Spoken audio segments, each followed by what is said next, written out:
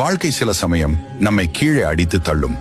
ஆனால் அப்போது மீண்டும் எழுந்து நின்று எதிர்த்து நிற்கும் சில நபர்களுக்கே வெற்றி கிடைக்கின்றது. நிமிர்ந்து நில்லுங்கள், நிச்சயம் உங்களால் வெற்றி பெற முடியும்.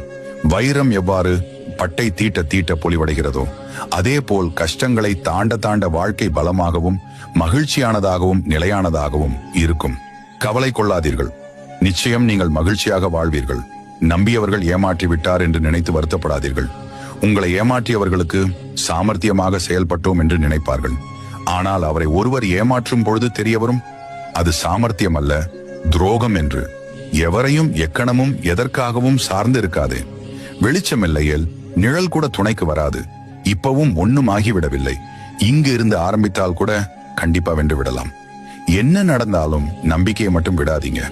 இத்தனை கஷ்டங்களுக்கும் பின்னும் வாழ்க்கை நகர்கின்றது என்றால் ஒரே காரணம், ஒரு நாள் சரியாகிடும் எனும் நம்பிக்கை.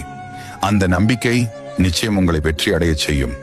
உங்களுடைய உழைப்பு யாருக்கும் தெரிய வேண்டியதில்லை.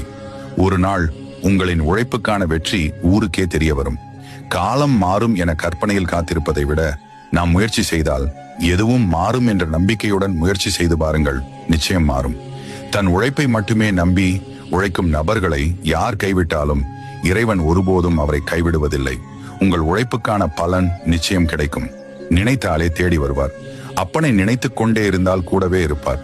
இந்த உலகத்தில் பணம் இல்லாதவன் ஏழை என்றால் குணமில்லாதவனும் ஏழைதான். என்றும் குணத்தால் பணக்காரனாக இரு. அதுவே உன் வாழ்க்கைக்கான வசதி வாய்ப்பை தேடி தரும். வாழ்க்கை ஒரு நிமிடத்தில் மாறுமா என்று தெரியவில்லை.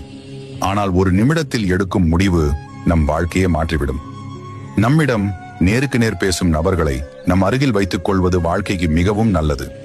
ஏனென்றால் கோபமும் ஆத்திரமும் இருப்பவர்களிடமே உண்மையான அன்பும் நேர்மையான குணமும் அதிகம் இருக்கும்.